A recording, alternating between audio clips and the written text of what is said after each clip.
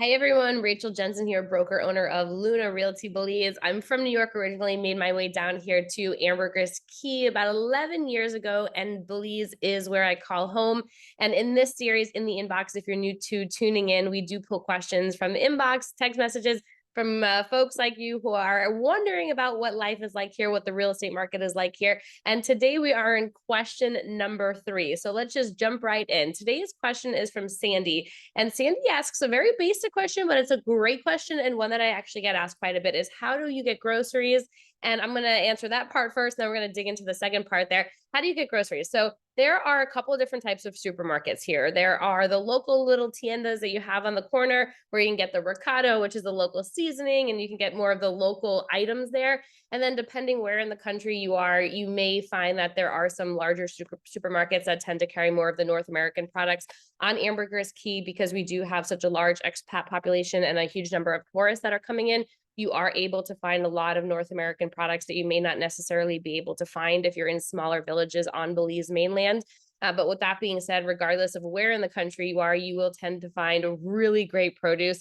Do note here that the fruit and produce is seasonal. So in North America, where you can probably get any type of produce any time of the year, here, if it's not in season, you're going to have a very difficult time finding it, and you likely will not be able to find it. But overall, that tends to lead to a healthier lifestyle. We're not eating foods that have a ton of preservatives in it. We get a lot of what we call the ugly fruit here in Belize, but it's actually some of the freshest fruit I've ever had. And vegetables as well. You know, it may not be that perfectly round, shiny red apple. It may have a little bit of dents in it and maybe, not quite that bright red, but it's just as tasty.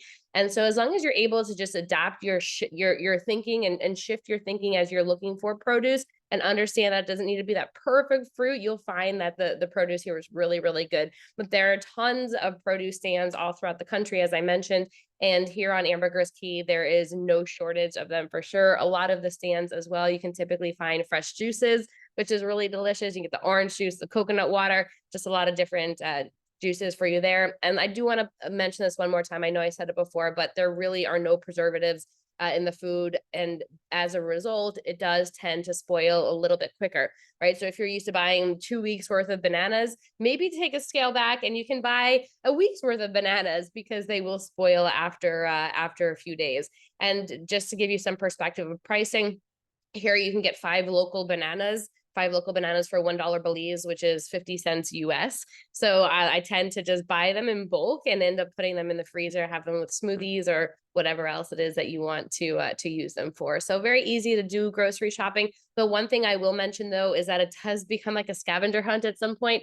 The shelves are not always stocked with the same amount of items per week, right? It depends on what they're getting in, what the inventory looks like. So if there's something that you like and something that you're looking for and you see it there in the grocery store, get as many of it as possible that will stay good, because when you come back next week, they may not necessarily have it.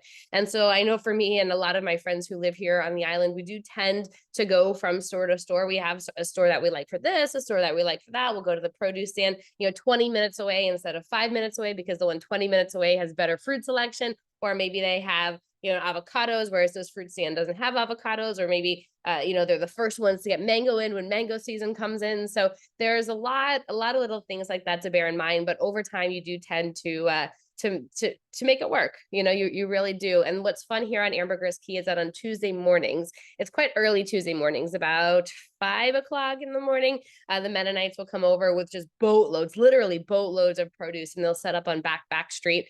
And you can go there. You tend to see a lot of restaurant owners are buying wholesale or buying bulk. Even if you're just, someone, maybe single or a young family or whatever you're looking for, you can tend to find that there. You don't necessarily have to be buying in bulk when you're checking out back street. I've only gone a couple of times and then realized, you know what, I'm going to sleep in just a little bit longer and then I'll show up later and see what's there. If you're in San Ignacio has a farmer's market every Sunday or Saturday rather. It's a huge farmer's market, but they do have that market every day of the week as well with produce. So you're able to go there, stop in and grab some fresh fruit and vegetables. And we do tend to find here that we eat quite healthier, right? I mean, it's very easy to jump into the fried food, right? There's wings and quesadillas and all of that everywhere. But if you're somebody who's really looking to have that fresh produce, you will certainly not have a hard time finding it here.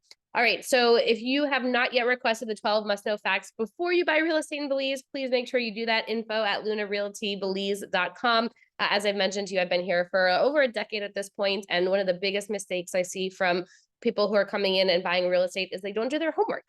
And it really is up to you at the end of the day to make sure that you understand what you're getting into. And there are some nuances. There are some things that are different about buying real estate in Belize compared to any other country in the world. And we just want to make sure you're educated. So with that, everybody have a fantastic day, evening, morning, depending on what time you are listening to this.